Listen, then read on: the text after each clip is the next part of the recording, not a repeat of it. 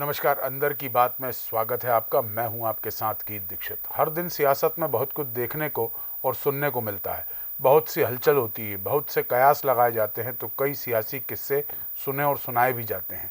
लेकिन हर खबर में बहुत कुछ ऐसा होता है जो पर्दे के पीछे रह जाता है। तो इस कार्यक्रम में हम आपको बताएंगे कुछ ऐसी ही अंदर की बातें, जानेंगे उन खबरों के मायने और समझने की कोशिश करेंगे सियासत के दांव पेच को। तो चलिए शुरू करते हैं अंदर की बात।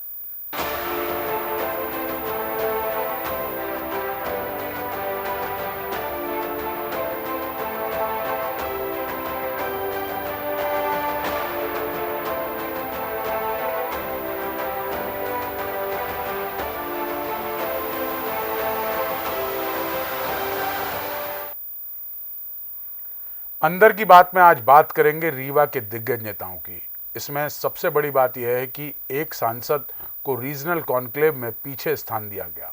इससे वह नाराज हो गए। अब देखना यह होगा कि आखिर वह कौन सांसद हैं जो नाराज हो गए और उनकी नाराजगी क्या सीएम तक या प्रभारी मंत्री तक पहुंची है। खैर, इसको समझने के लिए हमें फिर अपने एक्सपर्ट्स के पास जाना पड़ेगा और समझेंगे रोज की तरह हमारे सहयोगी वरिष्ठ पत्रकार अशोक शुक्ला जी और वरिष्ठ पत्रकार रविंद्र व्यास जी से कि अंदर की बात में आखिर क्या है और क्यों सांसद नाराज हुए और आखिर ये क्या कारण था नाराजगी का, और इस पूरी नाराजगी का आखिर हुआ क्या, पटाक्षेप हुआ या नहीं हुआ। तो अंदर की बात में बात करेंगे। आज हमारे साथ जुड़ गए हैं।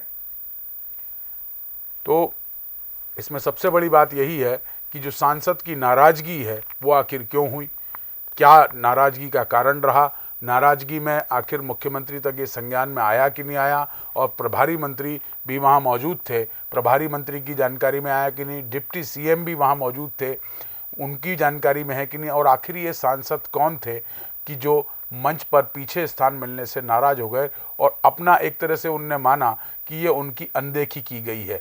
इस अनदेखी के पीछे के कारण कुछ समझेंगे अंदर की बात में।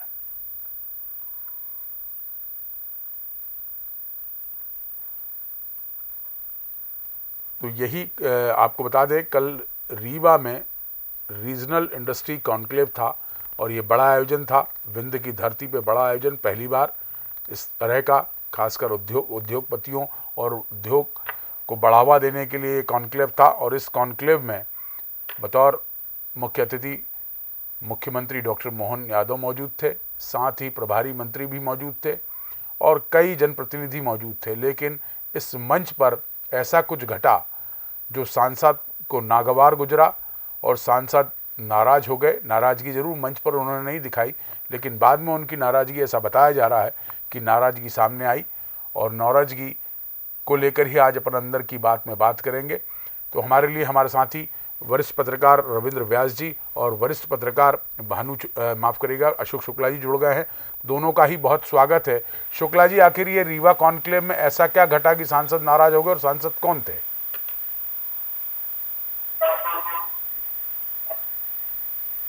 शुक्ला जी, आप तक। कॉन्क्लेव था, इन्वेस्टर मीट थी वहां पर।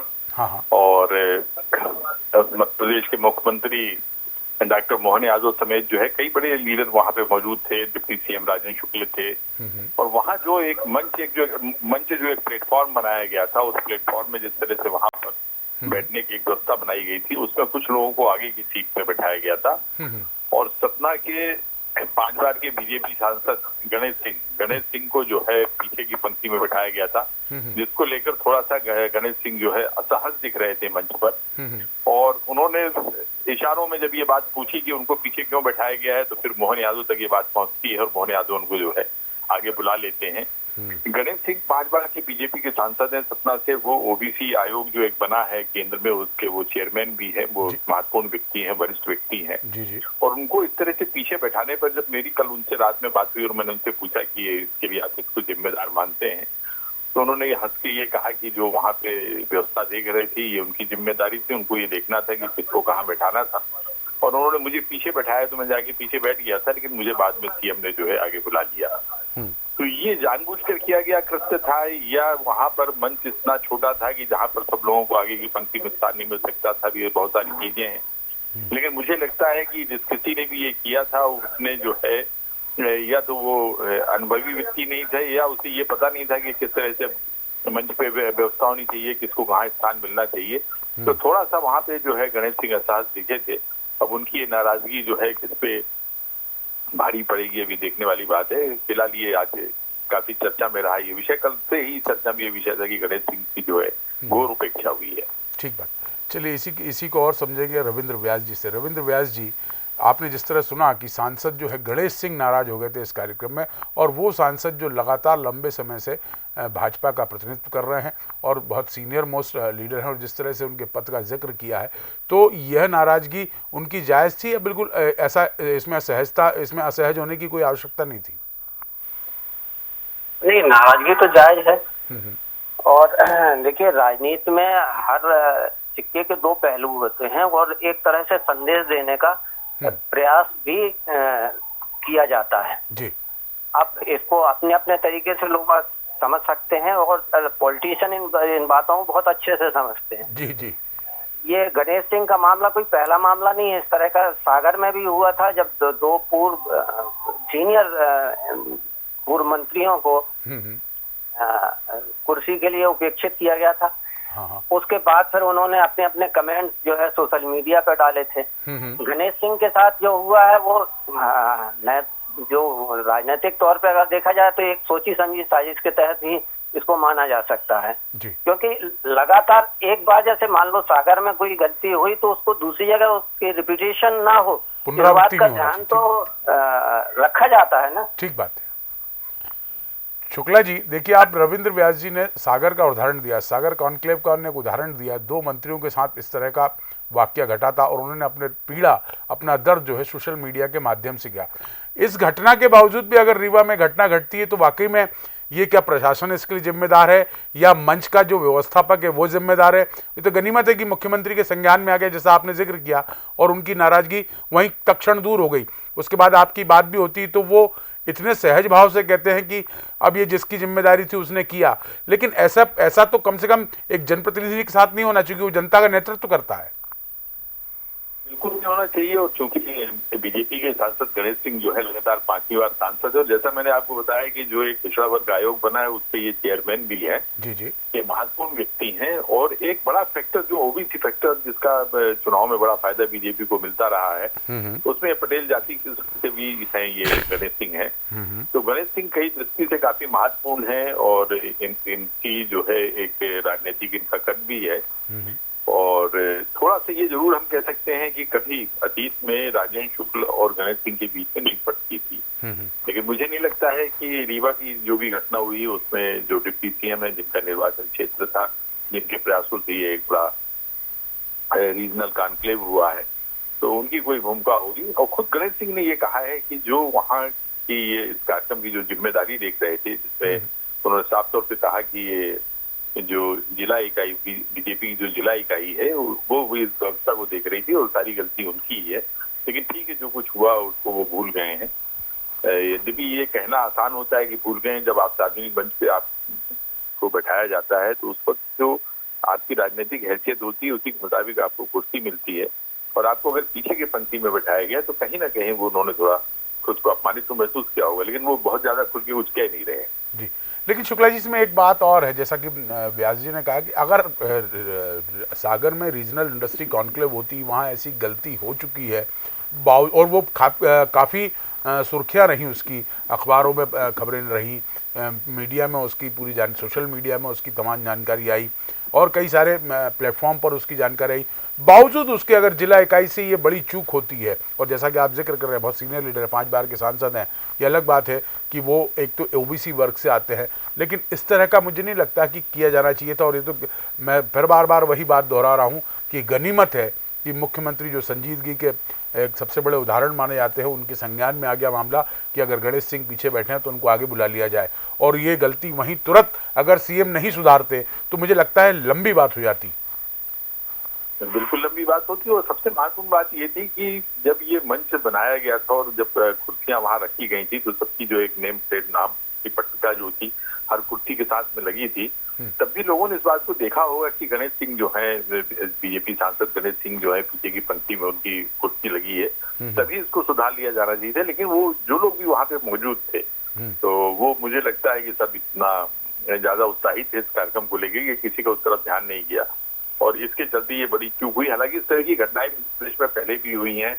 एक बार का जिक्र है जब नागेंद्र सिंह जैसे वरिष्ठ विधायक जो रहे नागौद के हैं, ये भी 2 बार जो है मंत्री रहे हैं शिवराज सरकार में और इनको भी मंच में स्थान नहीं मिला था, ये सामने बैठे हुए थे, फिर इनको शिवराज जी ने आवाज देके अपने मंच के ऊपर बुला लिया था। तो इस तरह के मामले जो है मध्य प्रदेश में पहले भी होते रहे हैं। और वैसे तो एक चीज आप ये मान के चलिए दीक्षित जी की जिसके निर्वाचन क्षेत्र में जिसके क्षेत्र में ये कार्यक्रम होता है वही सर्वे सर्वा होता है और उसी के मन मुताबिक सब चीजें होती हैं। लेकिन राजेंद्र शुक्ल जी इस तरह की व्यक्ति है नहीं, तो मुझे लगता है कि इसमें सीधे तौर पर जिम्मेदारी उन्हीं लोगों की है जिनके पास में ये मंच की व्यवस्था को संभालने की जिम्मेदारी थी। और गणेश सिंह ने चूंकि खुद कहा है कि इसमें किसी की भूमिका नहीं है, जिला इकाई का ये आयोजन था और इसके लिए भारतीय जनता पार्टी की जिला इकाई है, उनके पदाधिकारियों की ये नासमझी थी। उन्हें देखना चाहिए था कि किसको किस क्लब में बैठाना है। खैर जो हुआ तो हुआ, ये कैसे उन्होंने इस बात को खत्म कर दिया है। ठीक बात है। लेकिन एक बात रविंद्र जी, एक बात और समझना चाहूँगा आपसे कि इसमें सबसे बड़ी बात ये नज़र आ रही कि जैसा आपने सागर का भी उदाहरण दिया और अब हमारे सामने दूसरी घटना जो है रीवा की आई है। इसमें जो है कायदे से देखा जाए तो उद्योग विभाग का जिम्मा होता है, उद्योग विभाग के अधिकारी इसके लंबरदार होते हैं और वो जिम्मेदारी से सारी चीज व्यवस्थाएं संभालते हैं। मंची व्यवस्था में पार्टी नेताओं का तो कोई दखल होता नहीं है, खासकर अगर जैसा जिला इकाई की बात हो रही। मुझे लगता है डिपार्टमेंटल कोई बड़ी चूक हुई है ये। आप बिल्कुल सही कह रहे हैं कि जब चूंकि आयोजन शासकीय होता है तो पार्टी का उसमें कोई हस्तक्षेप नहीं होता। जी जी, ये बात तो ये है कि अपनी जो कमियां हैं उसको ढकने के लिए एक संतोषजनक लोगों को बताने के लिए नहीं, ऐसा कुछ नहीं हुआ, पार्टी ने ऐसा किया था। इसका एक बहाना हो सकता है। अब जैसे सागर में जब हुआ था तो इसी तरह का मामला आया था कि वो साहब पूछा नहीं है, फिर बाद में मुख्यमंत्री जी उनका नाम लेते रहे मंच से, हालांकि दोनों पूर्व मंत्री उठकर वहां से चले गए थे। तो इन सब चीजों को देखने के लिए प्रशासनिक इकाई तो जिम्मेदार होगी, क्योंकि अकेले उद्योग विभाग नहीं, जो डिस्ट्रिक्ट कलेक्टर होगा वो भी ये सारी चीजें नॉर्म्स देखता है कि किस तरह से हमको सीटिंग अरेंजमेंट करना है, किसको कहाँ बैठाना है, ये सारी चीजें उनके देखरेख में ही होती।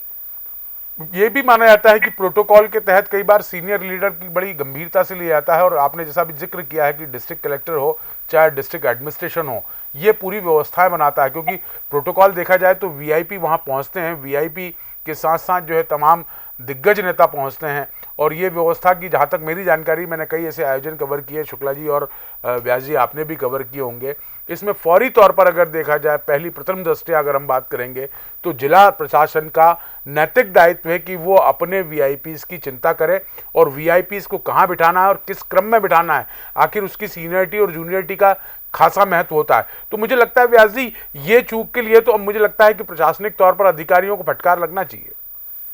बिल्कुल लगना चाहिए, ये सामान्य चूक नहीं है। या तो फिर तो यही कहा जा सकता है जो हमने पहले भी कहा था कि राजनीतिक हिसाब से हमें किसको वेटेज देना है, किसको नहीं देना है। हाँ, ये शुक्ला जी आप इससे शुक्ला जी इससे सहमत है कि नहीं कि प्रशासनिक तौर पर ये बड़ी चूक हुई है? मैं इसलिए बीच में आपको थोड़ा सा रोक रहा था ये बताने के लिए कि इस तरह के जितने भी कार्यक्रम होते हैं ये दोनों के बीच में एक कोऑर्डिनेशन बनता है। जी जी, और पार्टी के लोग भी शामिल होते हैं और जैसा भी व्यास जी भी कह रहे थे, आप भी बता रहे हैं, इसमें जो है एडमिनिस्ट्रेशन जो होता है उसमें जैसे उद्योग विभाग के द्वारा ये कार्यक्रम किया था, वो भी थे, कलेक्टर भी थे, सभी शामिल थे। लेकिन मुख्य रूप से इसमें जो भारतीय जनता पार्टी का जो संगठन होता है वो पूरी तरह से इन्वॉल्व होता है, वो सारे कार्यक्रम तय करता है, उनकी निगरानी और देखरेख में सब चीजें होती हैं, प्रशासन करता है। प्रशासन वहां पे खंबे गड़वाने से लेकर और किस तरह से लोग आएंगे जाएंगे, कौन आएगा, कार्ड कैसे बटेंगे, ये सब चीजें तो प्रशासन करता है। लेकिन मंचीय जो व्यवस्था होती है वहाँ कौन कैसे बैठेगा ये प्रशासन नहीं तय करता। प्रशासन की औकात ही नहीं है कि वो विधायक को नाराज कर दे, कि मंत्री को नाराज कर दे, कि सांसद को नाराज कर दे, तो आप भी समझते दीक्षित जी। तो अब फिर जब गणेश सिंह खुद ये कह रहे हैं कि इसमें जो जिला इकाई है उन लोगों की गलती हुई है, तो फिर ये प्रश्न अब कहाँ, इस प्रश्न का कोई औचित्य नहीं रह जाएगा, इस पर प्रशासन की भूमिका है। ये बात जरूर आपने कही। तो अंदर की बात में आज हमने सांसद, मतलब जैसा कि हमारे पास जानकारी अंदर की बात निकल के आई कि सांसद गणेश सिंह नाराज हो गए थे। नाराजगी तत्काल जो है मुख्यमंत्री ने उनकी दूर करी। उनको पीछे रीवा इंडस्ट्री कॉन्क्लेव में पीछे बैठने को जगह मिली थी। बाद में उनकी असहजता को देखते हुए मुख्यमंत्री ने उनको तत्काल अपने पास बुलाया और उनकी नाराजगी जो अंदर बढ़ने वाली थी उसको मुख्यमंत्री ने वहीं रोक दिया। और इससे पहले ये घटना और हो चुकी है और ये घटना सागर में घटी थी जिसका जिक्र व्यास जी ने किया। लेकिन अब बात करेंगे दूसरी खबर की। दूसरी खबर में बात करेंगे उस महामारी की जिससे पूरा प्रदेश जूझ रहा है। जी हाँ, हम बात कर रहे हैं डेंगू जैसी महामारी की और खासकर गड्ढों वाली सड़कों की। यह बात इसलिए लाजमी है क्योंकि विभाग के मंत्री और जिलों के प्रभारी मंत्री इस मुद्दे को उठा चुके हैं, बावजूद उसके काम नहीं हो पा रहा है। अब देखना होगा कि आखिर इन दो बड़ी बीमारियों से स्थानीय नेता निजात दिलाएंगे या नहीं। और सबसे बड़ी बात यह है कि अंदर की बात में जानेंगे इसके पीछे का राज। तो चलिए शुरू करते हैं इसी मुद्दे पे अंदर की बात। महामारी और महाबीमारी के पीछे आखिर कौन जिम्मेदार।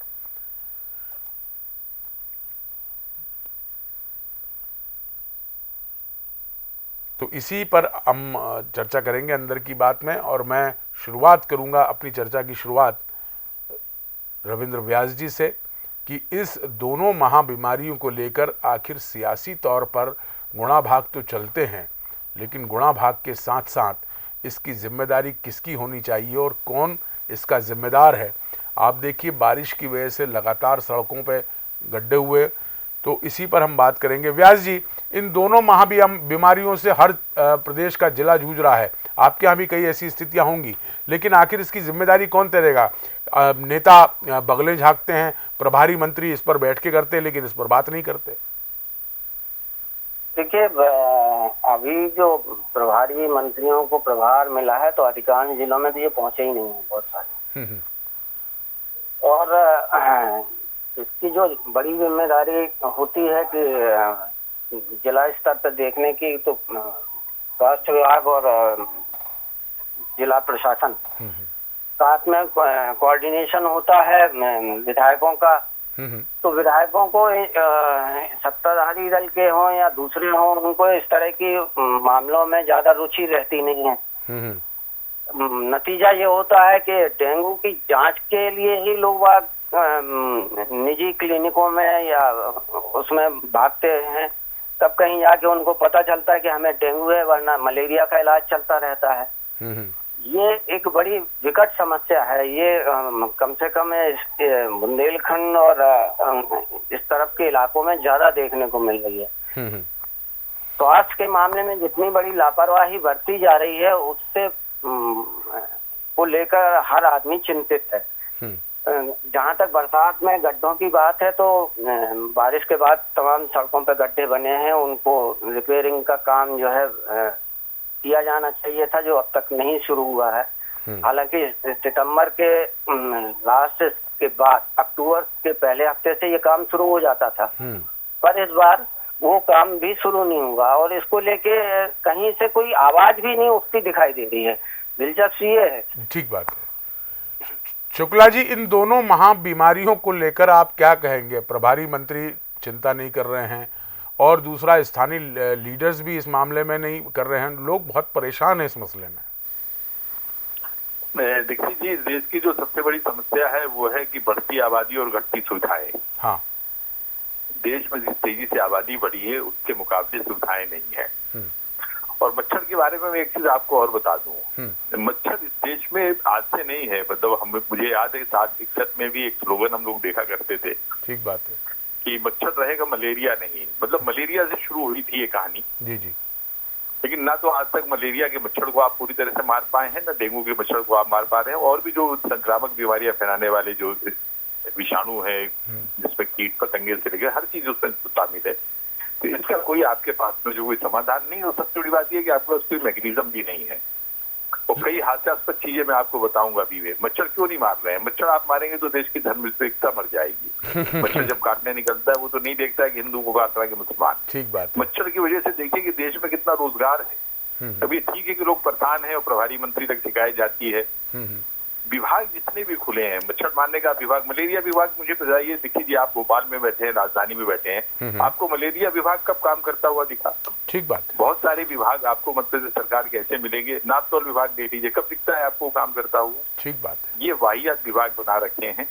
मच्छर एक बड़ी समस्या है और इसकी मूल में जो है वो गंदगी है, पानी का जमाव है या स्लम बस्तियां हैं, बहुत सारे कारण है कि मच्छर क्यों है। डेंगू के बारे में आज से 2 साल 3 साल पहले जब डेंगू का प्रकोप बढ़ा तो ये जिसके घर में डेंगू का लार्वा मिलेगा उसको 500 रुपए जुर्माना लगेगा। फॉगिंग कहीं होती नहीं है, कारपोरेशन अपनी जिम्मेदारी निभाता नहीं है। मच्छर को आप कैसे काबू करेंगे? आप मच्छर ऐसा नहीं है, जब आप देश की आबादी को नहीं काबू कर पा रहे हैं, जो सबसे बड़ी समस्या इस देश की है, तो फिर ये तो छोटी मोटी समस्याएं आपके देश में रहेंगी। ठीक बात है। लेकिन पीडब्ल्यूडी की भी एक जिम्मेदारी है। पीडब्ल्यूडी मतलब गड्ढों को लेके भी बहुत परेशान है प्रदेश में लोग। हाँ, क्षमा कीजिएगा, मैं गड्ढों की चर्चा नहीं कर पाया।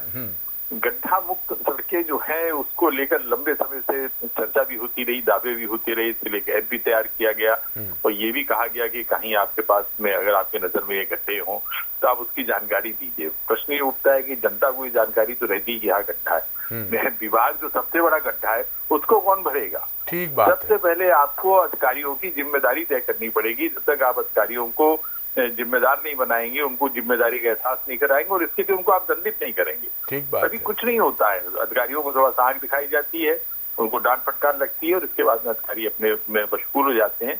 और सड़कों में गड्ढे क्यों है, इसकी भी एक मुख्य वजह मैं आपको बता दूं, भ्रष्टाचार। हमारी सड़कें जो सरकार बनाती है ये कुपोषण का शिकार होती हैं। इनको भरपेट डामर नहीं मिलता, इनको भरपेट गिट्टी नहीं मिलती, इनका इससे कंसोलिडेशन नहीं होता है, तो स्वाभाविक है कि कुछ समय में ये जो है गड्ढों में तब्दील हो जाती है। तो इस देश में जो विकास के नाम पर जिस तरह का एक तमाशा चल रहा है उसकी जब तक आप गुणवत्ता सुनिश्चित नहीं करेंगे तो गड्ढे भी रहेंगे, मच्छर भी रहेंगे। ठीक बात।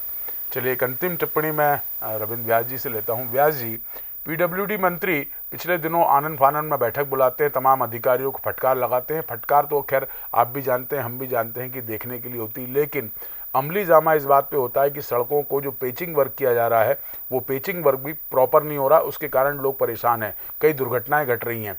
आपको याद होगा, स्मरण कराता हूं, कालांतर में जब भाजपा की पहली बार सरकार बनी थी तो सबसे पहले भोपाल सागर का रोड बना था जो नज़ीर बना, और नज़ीर बनने के बाद अब उस सड़क की स्थिति कैसी है आप और हम देखते हैं। लेकिन जैसे ही हेल्थ मिनिस्टर की बात करेंगे, अब तो डिप्टी सीएम हेल्थ मिनिस्टर हैं, उनको इस मामले में बैठकें करना चाहिए, तमाम फीडबैक लेना चाहिए, लेकिन बावजूद उसके इन दोनों महाबीमारियों में दोनों जिम्मेदार मंत्री इस पर कोई संज्ञान नहीं ले रहे हैं, या अफसर जो है इनके साथ गलबहियाँ तो कर लेते हैं, दाएं बाएं बात कर लेते हैं, लेकिन ज़मीनी हकीकत उनको नहीं बताते। शायद मुझे लगता है अंदर की बात में यही बात सबसे बड़ी है कि मंत्रियों को ये जानकारी नहीं इस पूरे विषय की। आप सही कह रहे हैं कि मंत्रियों को पूर्ण जानकारी नहीं दी ही नहीं जाती है जी। कई बार तो बैठकों में ये भी देखा गया है कि कोरे कागज लेके बैठे हुए हैं और वो देख के हुए बता रहे हैं, अपने हिसाब से आंकड़े बता रहे हैं, साहब यहाँ पे ये हो गया, ये फलाना हो गया। और ये अकेले मतलब डिवीजन लेवल पे नहीं, ये भोपाल लेवल पे भी इस तरह की बैठकों में लोग बाग शामिल होके आ जाते हैं, अपनी जानकारी दे आते हैं और पूछो तो बोले यार तो हुआ ही नहीं है, अभी तो काम चल रहा है। ठीक बात है, ठीक। तो ये एक बड़ी बात है।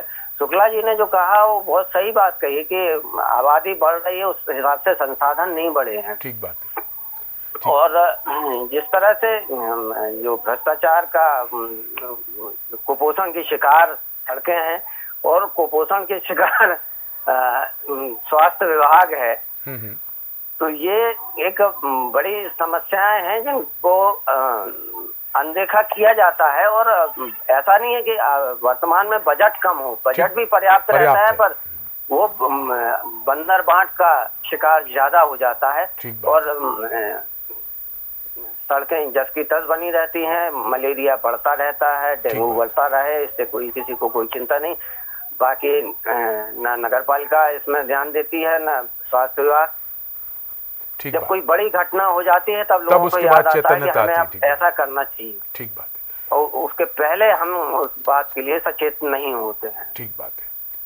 तो अंदर की बात में आज हमने 2 खबरों पर बात करी, दोनों ही खबरें अति महत्वपूर्ण थी और दोनों ही हमारे एक्सपर्ट्स ने अपनी अपनी बात अंदर की बात की तरह बताई और इसको एक तरह से समाधान मूलक बनाने की बात भी कही गई। तो रविंद्र व्यास जी आपका और अशोक शुक्ला जी आप दोनों का ही बहुत स्वागत है और धन्यवाद व्यक्त करता हूँ। साथ ही अब इस बात पर हम बताएंगे कि आखिर ये जो मध्य प्रदेश की दो बड़ी बीमारियां हैं, ये बीमारियां सबसे बड़ी जड़ मूलक हैं। जड़ मूलक से तात्पर्य इस बात का है कि इसको जड़ से समाप्त करने के लिए जिस तरह के योजना प्रयोजन बनाए जाते हैं वो उसको अमली जामा नहीं पहनाया जाता। और सबसे बड़ी बात है कि इनके विभागीय मंत्री इन पूरी बात से बेखबर होते हैं कि आखिर मध्य प्रदेश के हालात कैसे हैं, और इन हालातों को बताने वाले जो अफसरान हैं और जो मैदानी टीम है वो भी इनको धोखे में रखती है। और कारण यही है कि निरंतरता बढ़ती जाती है और शहरों में इसको लेके घटनाएं भी लगातार बढ़ती रहती हैं। अंदर की बात में आज इतना ही, फिर कल मिलेंगे नए मुद्दों के साथ। तब तक दीजिए मुझे याद, देखते रहिए DNN न्यूज़। नमस्कार।